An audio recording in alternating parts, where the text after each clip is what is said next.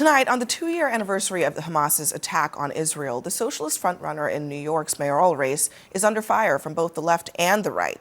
On social media, Zohran Mamdani honored the victims and then turned his attention to the war, saying the U.S. is complicit in Israel's genocide in Gaza. He wrote that every day in Gaza has become a place where grief itself has run out of language. Israel responded, accusing him of acting as a mouthpiece for Hamas propaganda. It is fascinating to me, and Anna, you had him on The View a week ago, actually. But it's fascinating to me at this stage. I mean, you know, he's likely to win this race based on where polling is now, that he's put out that statement knowing full well it's going to be controversial. He must strongly believe that this is not something that will imperil his chances. Well, he's so far ahead, right? And Andrew Cuomo, his closest competitor, you almost have to take his pulse or put a mirror under his nose to make sure he's still alive, that his campaign is still alive. But to me, this is an unforced error. I think there are 364 days in the year, other days in the year, where if you want to two-side the issue, you can.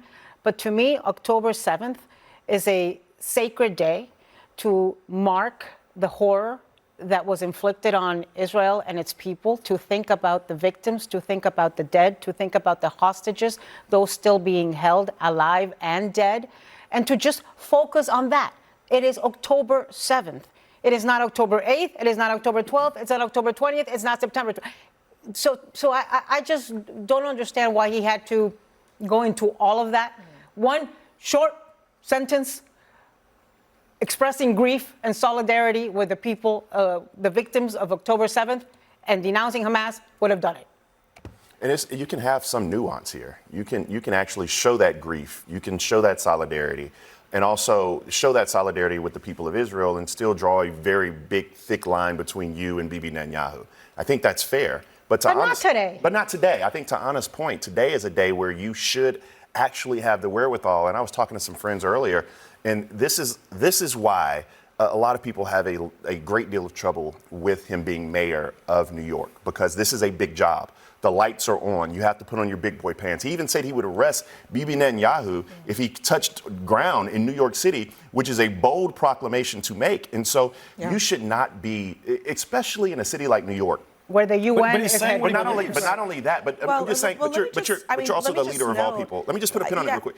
In the city of New York, where you have a lot of Jews in this city who feel persecuted every single day. And I just think that, yes, we can actually show that grief for babies dying in Gaza. We can show that grief for the war in Gaza. But today, you should have a level of empathy for your Jewish brethren in the city. Yeah, I mean, I think all of that is right. But you have to also look at what's happening in this race. According to the New York Times, Mamdani is polling well with a substantial portion of New York Jews, slightly less than a majority, but specifically he is strong among younger Jews who are more likely than their parents and grandparents to agree with his criticisms of Israel. And just yesterday, the Washington Post had a poll of Jewish Americans, and I was actually surprised by this. 33%, I think this is mixed up, but 63% say that war crimes against Palestinians in Gaza have been committed by Israel, and 33% said genocide has been committed against Palestinians by Israel. So there is a weird thing happening where in this moment he's taking a position that is very controversial, but he's still doing well in this city with a lot of Jewish New Yorkers, and especially among younger Jewish New Yorkers. Well, and you mentioned that maybe this is not the day to put out this statement. There's another time. I mean, the reason he put out the statement and the reason why he's not going to see blowback is because this is what his voters want to see. This is what his supporters want to see. I will leave that to your side of the aisle to look in the mirror and reflect on whether or not that's the constituency that the Democratic Party should have, but that's the reality today. Well, and Peter, I think it's also telling who he didn't blame. He blamed the Jews in America for, quote, genocide, okay? Well, he didn't. I don't want to look. Let's be accurate. He did not blame the Jews in America. No, for the genocide. Jews and America. He blamed Israel and America. Yeah, I'm sorry, that's the what it Jews sounded and like. America. I Sorry, heard the you. Jews Yeah, and thank America you. for the quote genocide. He blamed again Israel. Okay. All right. Israel is not synonymous with Jews. A lot of people okay? think of it that way, but but who he didn't blame were any of the Muslim countries around the area that refused to take any Palestinians in.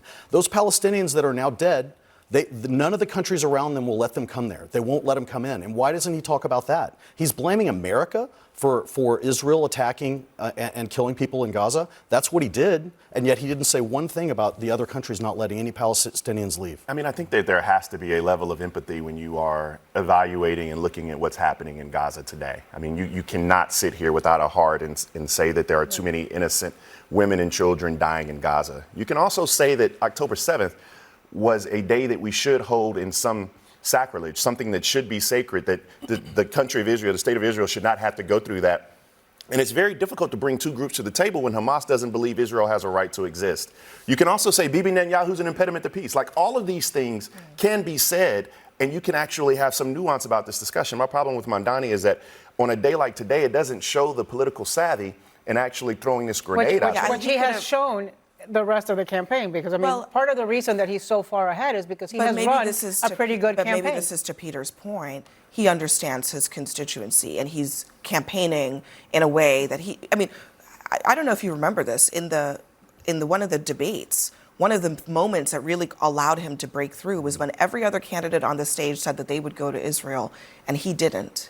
And so he understands his constituency. I mean, you can debate whether it is beyond this day. I take your point, but I disagree right or with wrong, the constituency. But that's clear that he is speaking to the people. But I disagree, and I think that if he believes that he's speaking to his constituency, then he's missing the boat, because everybody wants to see him be mayor of the entire city of New York. Right now, his constituency is not a select group of voters that are going to vote in this this general election coming up, because everybody knows that he's going to be the next mayor of New York City. So people want to see him show that leadership. That's all we're asking. Yeah, and certainly could have devoted more than one paragraph, I guess, of a 3-paragraph statement to the victims and the hostages that are still well, there. If he had left it at that one paragraph, it would have been a better statement than what he ended up doing. Or meet with the families as well. Meet with the family of hostages. And I will say he was at a vigil tonight in New York for peace, Jews for peace, a vigil tonight in the city. So there is that. Coming up next for us.